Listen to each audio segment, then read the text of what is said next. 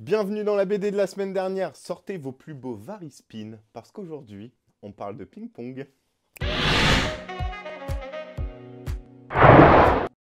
Ping-pong, c'est un manga édité chez Delcourt. C'est en 2 tomes et c'est réalisé par Taiyu Matsumoto, notre chouchou avec Anto. Et ça rime. Là, normalement, je devrais poser une question à Anthony. Mais d'abord, je vais vous parler de moi. Parce que le ping-pong, c'est ma passion. Et oui, j'en ai fait en club. Bam du revers, bam du coup droit. Champion départemental, messieurs, dames. Et oui, champion départemental. Même champion régional en UNSS. Et j'aurais dû aller aux France, mais mon prof de sport ne travaillait pas et il ne m'a pas emmené. Et oui, ça me brise le cœur. Mais pour oublier mes souffrances, je vais demander à Anthony de quoi ça parle ping-pong. Ping-pong! Eh ben ça parle de tennis de table. Allez, pou, Ah, pou, pou. un nom parfait pour une œuvre parfaite. Voilà. Sans prétention, hein, sans fausse modestie pour l'auteur. En vrai, Ping-pong est une claque pour moi, jeune lecteur, parce que j'ai encore beaucoup à lire. Mais en termes de manga, énormément de shonen, vous commencez à le savoir. Un peu de seinen quand même, quelques shoujo. Mais là, Ping-pong, c'est une espèce d'œuvre artistique un peu chelou où tu sais pas trop ce que c'est. Mais je vous ai pas du tout fait le postulat de base, en fait, je suis en train de faire le pourquoi j'ai kiffé, pardon. Bah non, vas-y, continue. Ping-pong, en gros, on suit Peko et Smile, qui sont deux copains d'enfance et qui partagent une passion pour le tennis de table. En gros, cette passion-là, de base, elle vient de Peko. Et il a initié un peu Smile à cet art-là, enfin à ce sport-là. Et du coup, les deux font énormément de tennis de table. Et en fait, on suit leur parcours sur quelques années, avec une grosse ellipse. Et en gros, c'est l'histoire de deux gars avec des visions complètement différentes, dont tu vas suivre l'espèce de crise existentielle de l'adolescence au travers de ce sport. Voilà comment je l'expliquerai en vrai. C'est un peu un petit ovni, hein. C'est un petit ovni. Merci Anto. Donc du coup, ping-pong, ça parle de l'adolescence et du ping-pong, ce qui est mon cas. Sachez que sur ma raquette, sur mon revers, j'avais ce qu'on appelle un soft. C'est un peu des picots mais courts. Et en fait, ça permettait de un peu annuler les effets de l'adversaire. Parce que moi, ma spécialité, le contre. Hop, je contre. Hop, je contre. Qui c'est qui contre? C'est Bibi. Et oui, ça contre à tout va. Boum, boum, boum. J'étais bouillant du revers. Voilà. Puis après, je suis arrivé à la. Mais sinon, à part ça, Anthony, pourquoi as-tu kiffé ce manga sur la petite balle orange? Je vais le découper en deux parties. Un point de vue très personnel et un point de vue un peu pragmatique de lecteur et de ce que tu découvres. Pragmatiquement parlant, le dessin est très étrange. Des fois, t'as l'impression qu'il fait des brouillons de persos. Il y a des persos avec des têtes. C'est un peu amusant, ouais. Peut-être tu comprends pas trop. Non, en vrai, outre le dessin, parce qu'il y a une espèce de patte artistique et c'est un dessin. Enfin, il fait partie de ces auteurs où tu reconnais le trait quand tu commences à connaître qui c'est, tu vois. Enfin, tu te dis, ah bah ça ressemble à du Taillou. Donc, ce que j'ai énormément aimé dans cette œuvre, c'est le fait qu'on suit deux persos qui se posent énormément de questions. Du coup, Smile, c'est un perso très pragmatique, très droit, très froid, très carré, qui à la base n'était pas trop au tennis de table. Mais Peko lui a donné envie de le faire, et lorsqu'il s'y met, le gars est une bombe en défense et une espèce vraiment d'automate, tu vois. On le compare vraiment à un robot imprenable, inébranlable, qui détruit tout sur son passage et qui gagne match sur match. Et ce gars-là, il se pose pas trop de questions. Il est vraiment en mode. En fait, il a cette espèce de. Comment dire? Il a pas du tout l'esprit shonen. C'est ça qui est cool. En fait, il a pas ce désir d'être le meilleur. C'est le meilleur. Et c'est factuel. En fait, il veut pas se dépasser. Pour lui, le ping-pong reste un sport. Enfin, tu vois, il va pas mettre sa vie dans ce sport-là. Parce que pour lui, il a cette espèce de recul. Ça reste un sport dans lequel je suis doué. Point.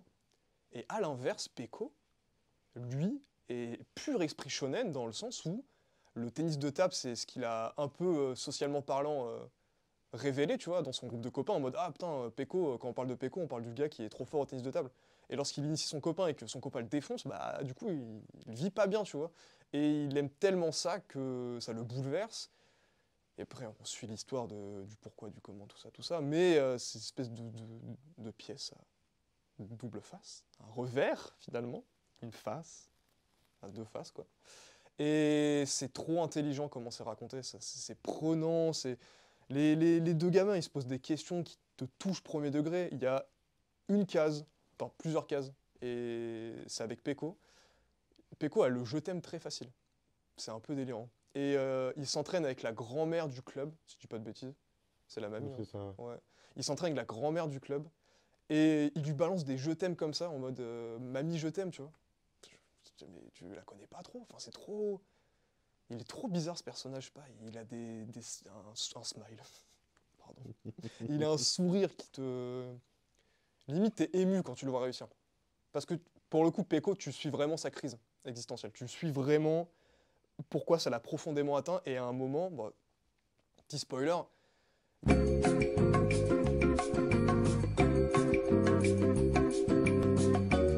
Tu biperas ça, Nico. Oui, pardon, c'est vrai que je spoil.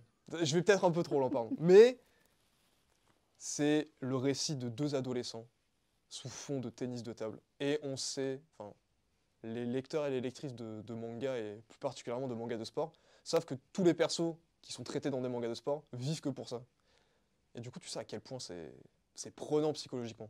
C'est pas qu'un sport, en fait, c'est une passion. Et Tayu Matsumoto l'a très très bien raconté. Et d'une œuvre qui date, je ne sais pas de quelle année d'ailleurs, en vrai. Aucune idée. Aucune idée. Mais j'ai l'impression vieille, entre gros guillemets, tu vois. C'est pas les années 2000, je pense. Et du coup, en fait, il appréhende cette thématique-là du sport de manière très sérieuse et très ancrée dans la réalité. Ou dans Kuroko no Basket, t'as un mec, il fait 2m12, lorsqu'il bat pour dunker, il fait tomber 3 persos autour de lui. Donc j'adore, hein, mais pas du tout le même délire. Et t'as des planches de fou furieux. Oh, des fois, je crois que c'est l'angle de Chine qu'il utilise pour la gueule de ses persos, pour le mouvement qu'ils font sur tu vois, des balles récupérées, des balles frappées. Oh, c'est trop bien. Vraiment, c'est un chef-d'œuvre. Osons le dire. C'est vraiment un chef-d'œuvre. Et ce qui fait sa force aussi, et je parle peut-être beaucoup trop, désolé, mais ce qui fait sa force, c'est. Voilà, ça se tient en 2 intégrales. Ce qui est pas grand-chose, hein. 2 intégrales, t'as le temps de raconter une pure histoire, c'est un pur film, une pure mini-série. Tout se tient, tout y est, il n'y a pas de longueur, il n'y a pas de dialogue inutile. Enfin, tu vois, il tire pas sur la corde. Il a pensé de A à Z son œuvre quand il a commencé. Enfin, tu le sens. Tu sais que Peko et Smile, ils allaient avoir ce destin-là, et tu suis ce destin-là. Tu vois, il y a pas, j'imagine qu'il n'y a pas de pression éditoriale hebdomadaire. Tu vois, il y a un ovni du manga pour le lecteur que je suis. Du coup, c'est pour ça que j'en parle autant avec amour, parce que à un moment où tu lis beaucoup de shonen, enfin, je l'ai dit tout à l'heure, mais tu vois, c'est un peu la même mécanique. Là où tu sais que c'est du manga, donc c'est un art que tu aimes le plus au monde, et on te propose une autre manière de le faire, et une autre manière de le dire et de penser, ah, tu prends ta petite claque, quoi. Ton revers. Ton revers. Oui, il est là, tu prends ton revers. Donc voilà, pour ces raisons énoncées comme ça, parce qu'on fait qu'une prise à chaque fois, sachez-le. Voilà, lisez tout ce qu'il a fait. Et Axel pourra vous parler d'une autre de ses œuvres qui l'a bouleversé de fou. Et que je vais bientôt lire. Merci beaucoup, Anthony. Tu parles avec beaucoup d'émotion de cette bande dessinée et je te comprends et je te rejoins à 100%. Comme si on faisait un double. Hop. Parce que oui, je vous ai parlé des revêtements de ma raquette, mais sachez que le bois, parce que le bois aussi est important. C'était un T-bar 4L en balsa ou en colza. Je ne sais plus, c'était il y a longtemps. Colza, c'est l'huile. Voilà, faites du tennis de table, c'est un sport génial. Les genoux, tout est dans les genoux. Anthony, si t'étais un move au ping-pong, quel move serais-tu? C'est un revers. Ah, ça m'a mis un revers. Merci beaucoup, Anthony, pour ton avis sur ce manga et sur cet auteur qu'on vous conseille grandement de lire, hein. Nous, on a découvert cette année et on trouve ça génial. Comme quoi, le manga, on commence par du shonen. Ah, c'est de la bagarre, hein, ils nous en font chier. Et qu'est-ce qu'on fait quand on continue à en lire? Eh ben, on lit des loves plus adultes, plus sérieuses. Lisez du manga.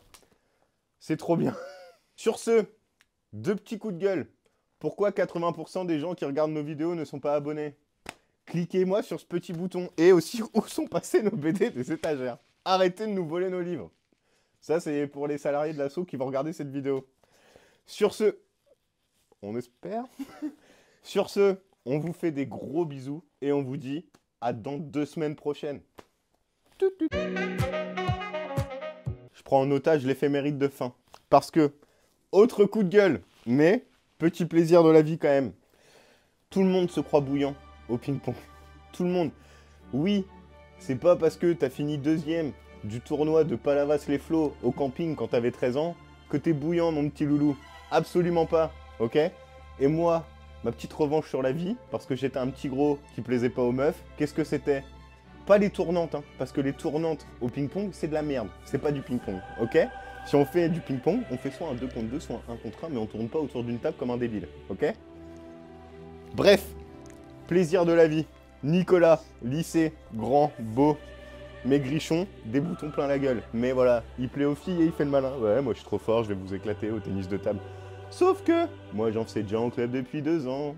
Du coup, il a pris sa raquette, il a fait ah! Et moi j'ai fait PAH! Et je l'ai humilié. Et j'ai eu 20 au bac. Voilà. Allez, des bisous.